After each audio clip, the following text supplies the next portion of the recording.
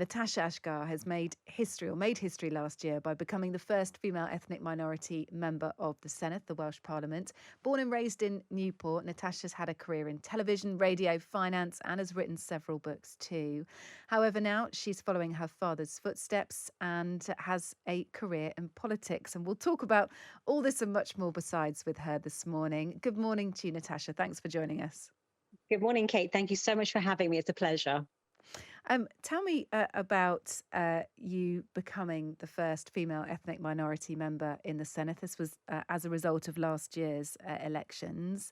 I'm sure that came with quite a few emotions that we'll, discuss as we go on. But tell me what that felt like for you, just personally. Honestly, Kate, it was absolutely incredible. I mean, I've stood for election previously, and this was my sixth.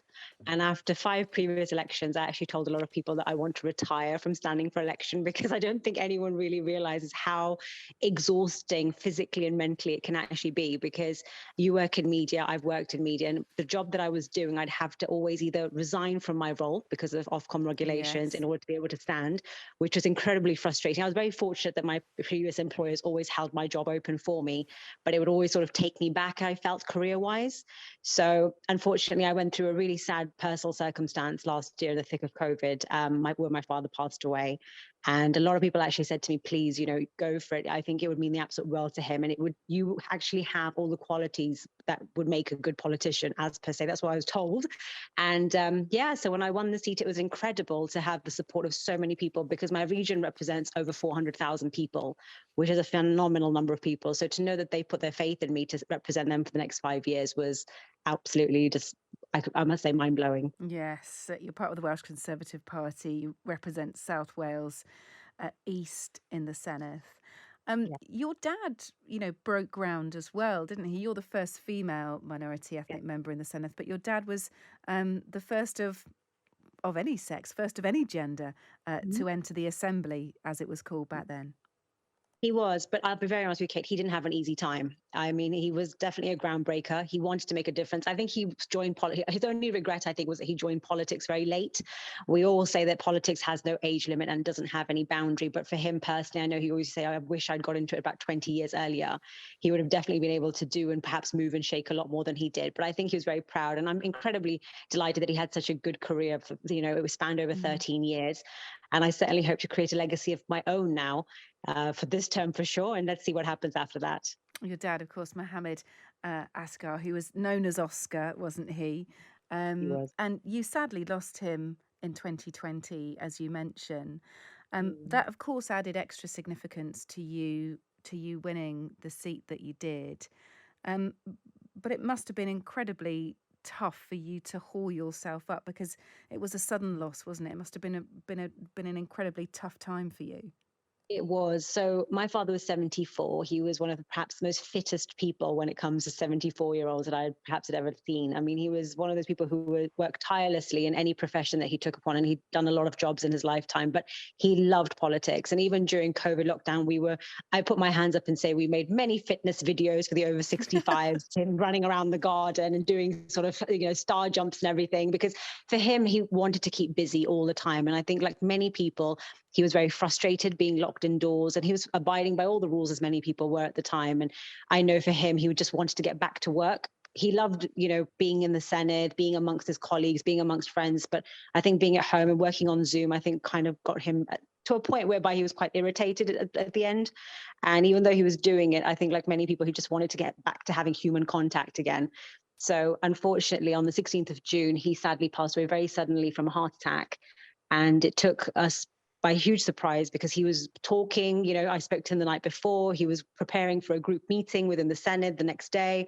And I remember him saying, darling, I love you, but I'm going to go for a walk with your mum and I'll speak to you tomorrow. And that was the last conversation we had. So yes, it was an incredibly difficult time. And I have to say my world changed after that. But having won the seat, I must say it was a very bittersweet moment because even though I was elated to have won and I got congratulatory messages from all across the world about it, the one person I wish was there was him. And I think I'll always have that wish that I wish he was there to have just seen that moment.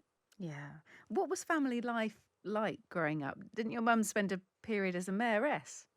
Yes, she was. So life for us was actually pretty eventful growing up. So I'm an only child. I don't have any siblings, which is quite rare for an ethnic minority family to have. But yeah, it was great. I think I was quite spoiled to an extent. A lot of people do say that, but personally, I always say that I feel like I'm very blessed. My parents came from very humble beginnings, but one thing they put a lot of focus on was my education. They always used to say that anyone can take away anything from you in life, but no one can take away your education.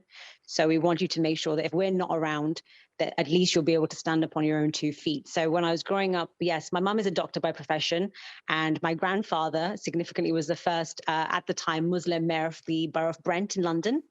And my mother was Lady Mayoress. And strangely enough, it was in that role that my mum actually met my dad. They went to a High Commission Independence Day party together. My father was a student, my mother was the mayoress.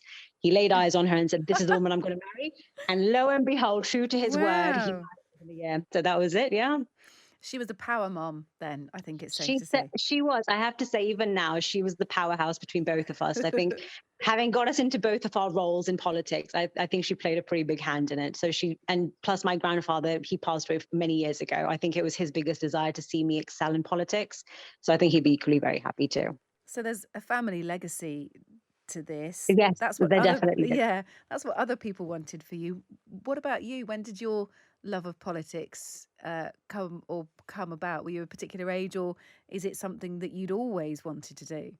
Yeah, so my love for politics started when I was around about 16 because I started developing. It's that sort of that age for me where I was being asked by everyone, "What do you want to do when you grow up? What do you want to do when you do your A levels and degree, etc., etc." And I think at that time I realized I was not the sort of person who can handle blood, guts, and gore. So medicine was completely out for me. I really didn't like accountancy, or maths, so I didn't want to go down that route. And I thought, well, what do I enjoy doing? And I thought I enjoy helping people. I like talking.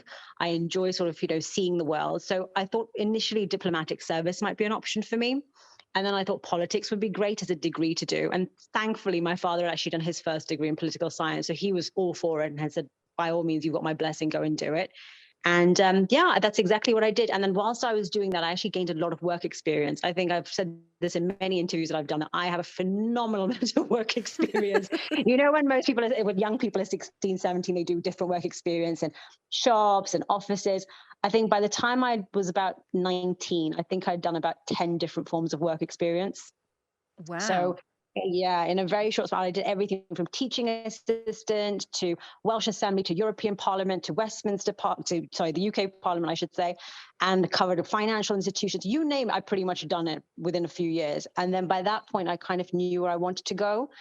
And then, if I'm very frank with you, I got very disenchanted. So when I was at university, I remember there was, and I'm sure you remember this as well, there was a massive protest about going to war. And I took part in that protest. I trawled through London with many protesters. And if I'm very honest with you, I lost a lot of love for politics at that point because And this is the Iraq War in the this early was this was the 2000s. Iraq War, Yeah. yes. And I felt really disenchanted because I felt, as a member of the public, and this is not me, promoting any form of politics now. It's just genuinely how I felt at the time. And I thought, I'm doing this degree and I feel really bad that politicians aren't getting their message across. People as public, we're, campaigning for something we don't want to see, but it's happened anyway. And then I thought, I don't want to be in politics anymore. So then I graduated and I worked in finance, media. And then I don't know what happened. I think it was just an opportunity came about where I was asked, Natasha, would you consider standing?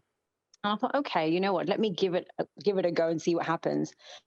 So I stood 5 elections, 2 for the Welsh Assembly, 2 parliamentary, and 1 for the European Parliament at the time. And lost all of them, came second in a few. But I think it was great experience. I know it's very disheartening to have lost a lot of elections in the past, but then they say the victory is ever the more sweet when you do actually win. Yeah. So I'm very blessed afterwards. I always think that it's good to accept failure as well, and it is sort of part of the journey, isn't it? Really, it makes you wiser, I'm sure. Oh, Um, 100%. just going back to the Iraq War, and I'll just throw kind of a current question in here about how you feel about Tony Blair getting a knighthood. I had a feeling you were going to ask me about this. So personally, I wasn't. I mean, if I'm honest with you, on a personal level, I think I probably with a lot of the public where I say I don't think it's warranted. But on the other hand, I equally understand and accept it's an honor that's been given by the Queen. So as many people have signed petitions, I know a lot of people are angry about it. I've had many constituents write to me about it. I understand, I sympathize, I agree with many people, but at the same time, I don't think any politician has the power to revoke it because it's an honor that's been bestowed upon him by the Queen. So we can't technically revoke it or do anything about it in that respect. Okay. I'm intrigued about the TV career because politics is one thing, and actually really, really noble to go into it wanting to help people, because I'm not sure about you, but I don't know whether that's the intention of enough career politicians. Perhaps I'm just sort of marred a bit by some of the people we speak to, perhaps in cabinet or perhaps in ministerial positions, who sometimes feel so far removed from sort of helping your average constituent. And I know some of them do, but it feels like there isn't enough people who want to get into politics just purely to help people. I think people sometimes want to, change what governments do. They want help, they want to help contribute to changing laws and to the bigger picture politically. But actually, just the simple notion of wanting to help people Mm. feels like it's getting rarer. I don't know whether that's just because of the world I occupy. What do you think? Yeah. No, I can completely understand. Kate, you probably see a much varied variety of politicians from across the realms. But from my side, I mean, I've worked in so many different platforms. I'm not doing this for the money. I'll be very honest with you. I was earning more in another job. So for me, it's not about the money. It's not so much about the prestige. It's just genuinely the fact that I grew up in Wales. So I understand that there is a lot of, you know, issues that people in Southeast Wales, but the area that I represent do incur. I mean, there are issues, for example, with regards to jobs, opportunities, basic things like the high streets there are practically non-existent. I know these are issues that people can say are, valid all across the country. But in my neck of the woods, it's something that I grew up and I used to think to myself, wow, I was born in Newport, I was raised in Newport, I was there until I did my A levels and I moved straight to London. So I've seen the place evolve so much so, but not in a good way. And for me, I would love to see more opportunities go to people in Wales, because even whilst I was there, I knew that there were things like pay discrepancies between incomes. Just someone who lives in Bristol, like 15 minutes down the Yeah, road, yeah. is earning more than someone sitting in, Newport, for example. And for me, I just couldn't fathom how in this day and age that's even possible. We're all in the same country at the end of the day. We're all part of the United Kingdom, but the disparities are so prevalent. And it just made me really sad to think that people in Wales are being disadvantaged. So that's why I've gone back. That's why I've taken up this role, because I don't feel that people in Wales should be disadvantaged in the slightest just because of where they're based.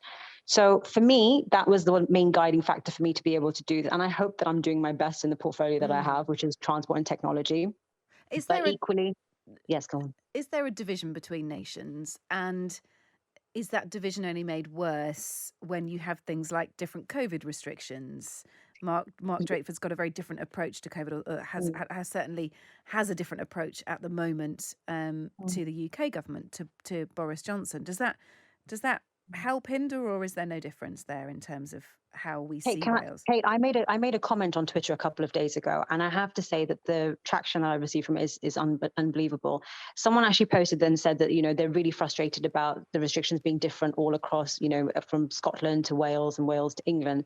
Now, for me, as someone who's seeing it from a constituent's perspective, who's seeing it from a politician's perspective, it's incredibly frustrating and heartbreaking, regardless of whether you live in Scotland, England, Ireland, or Wales. Wherever you're based, COVID is COVID.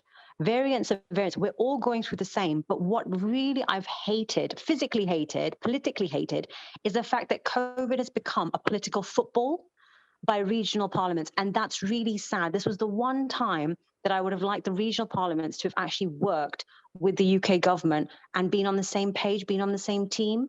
But having such discrepancies has not only caused confusion, people are genuinely frustrated by rule changes and differences Mm. between, like I said, 15 minutes down the road from, one house or one area to another. And it's really heartbreaking to see so many people who are now, quite frankly, just irritated by the whole thing. They're irritated by different rules, different measures. They feel, I mean, people in Wales feel that, England has got it so much better.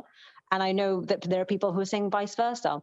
But it should have been the case where I think the regional leaders should have worked more closely with the UK government rather than using COVID as a political football, just bashing the UK government for Yeah. various I mean, reasons. obviously, look, Mark Drakeford might have it absolutely right with his increased restrictions. Who knows? Obviously, there is a risk to the approach that Boris Johnson is taking.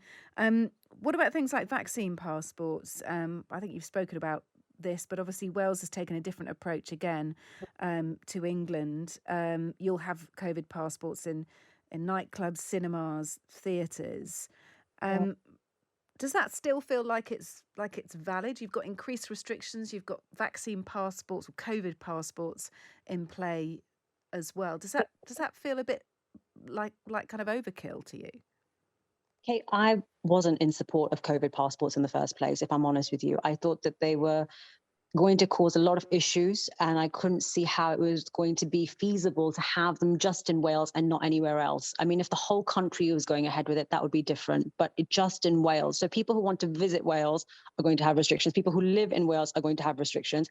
So you're almost crippling people, almost in a sense, who are already there, and those people who want to visit Wales for holiday purposes, when that's obviously permitted and when it can happen, and even to visit family and friends. It's just that I feel that this is where another frustration of mine is like. You just mentioned that there is a possibility that Mark Drakeford has got it right. One thing that I have been in my party and a lot of colleagues of mine have been pushing for is a COVID inquiry. You know, regardless of how we look at it, there have been, unfortunately, a lot of people who've lost their lives due to COVID. And it's really important that we have a proper, full-fledged investigation and an inquiry about it. I've recently met with families who'd lost loved ones. And frankly, Kate, honestly, if you speak to these people, your eyes will water, because all they want to know is that for future generations, look, today we've got COVID, we've got different variants coming out.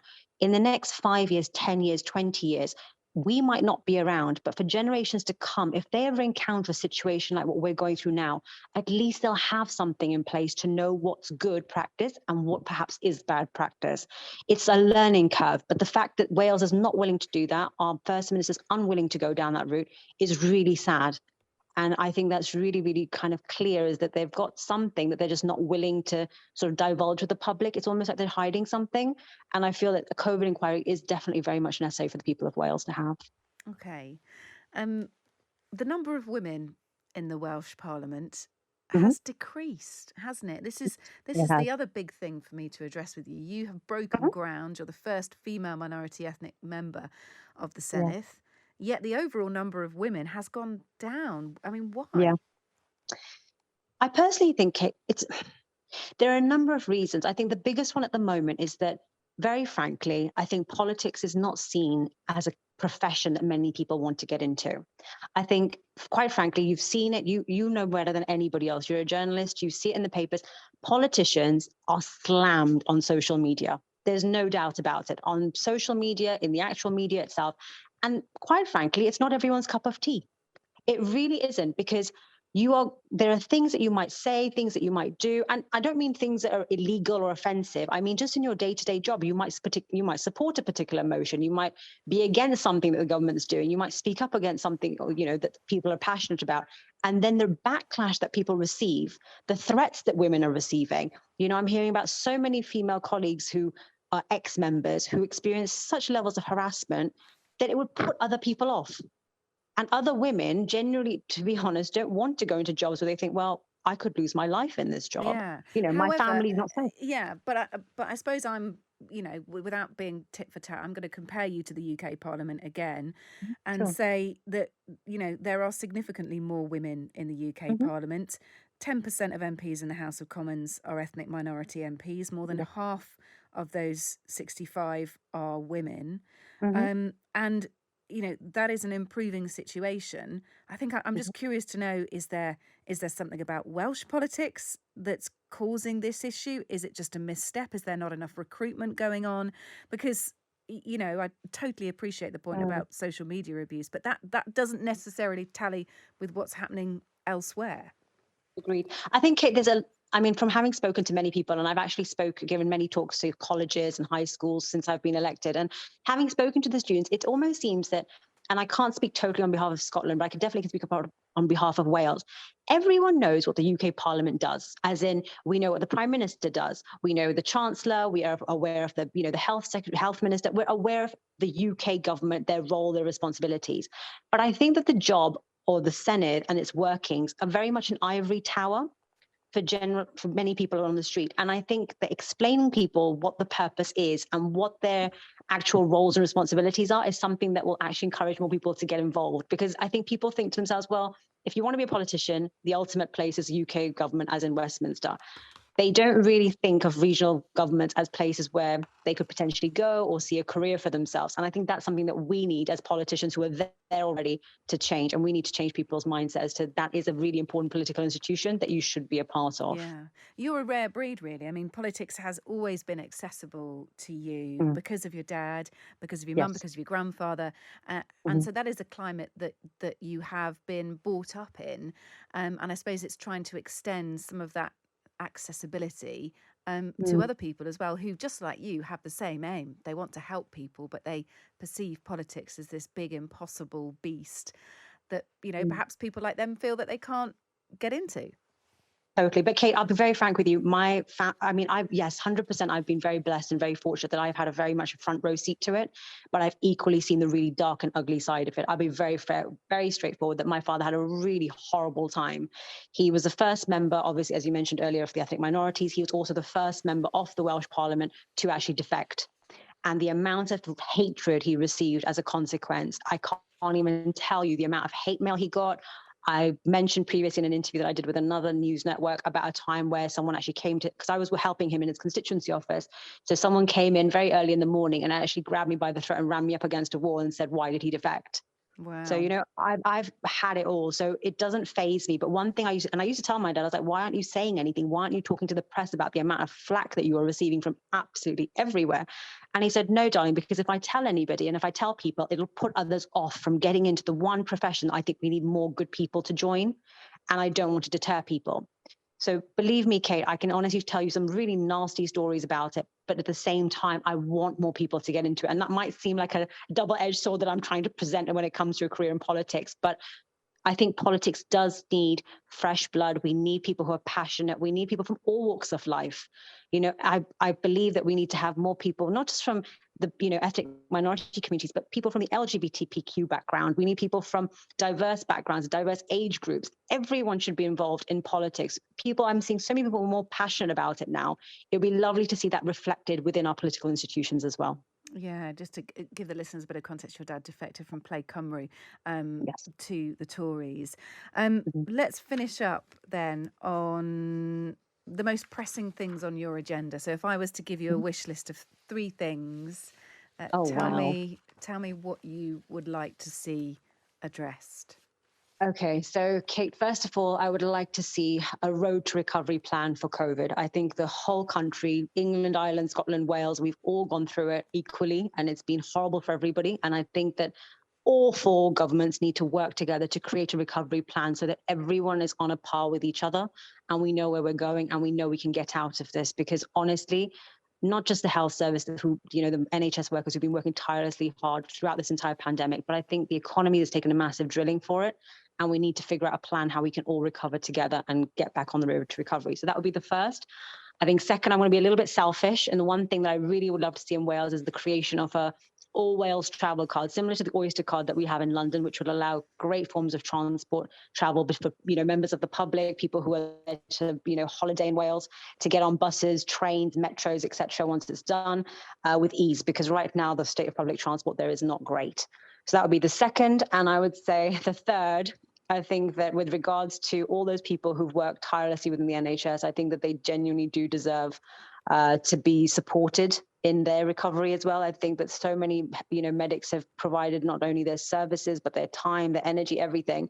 They really should be given all the extra support and additional sort of, in my particular case, I've been speaking to many health professionals, and I've said to them, I would love for many of you to be supported through perhaps not just financially remunerated, but also be provided with, mental health support as well. Because Yeah. having seen what they've seen more so than what we have as politicians, journalists, etc., and even members of the public, I think they need that time to recover as well. And I think that should definitely be provided to every single medical professional across the board as well. So those are my three wishes. It's been great to speak to you. Congratulations again Likewise. as the first female minority ethnic member of the Senedd, and hopefully there'll be more along soon as well, women and also people of minority ethnic background as well. Definitely something to build on. It's been great to speak to you, though, and fascinating to hear more about you as well. Natasha Asghar, thank you for joining us. Thank you so much for having me, Kate. Take care. Cheers. Thank you very much. Take care. Cheers. Thank you very much. Take care. Cheers. Thank you very much. Take Cheers. care.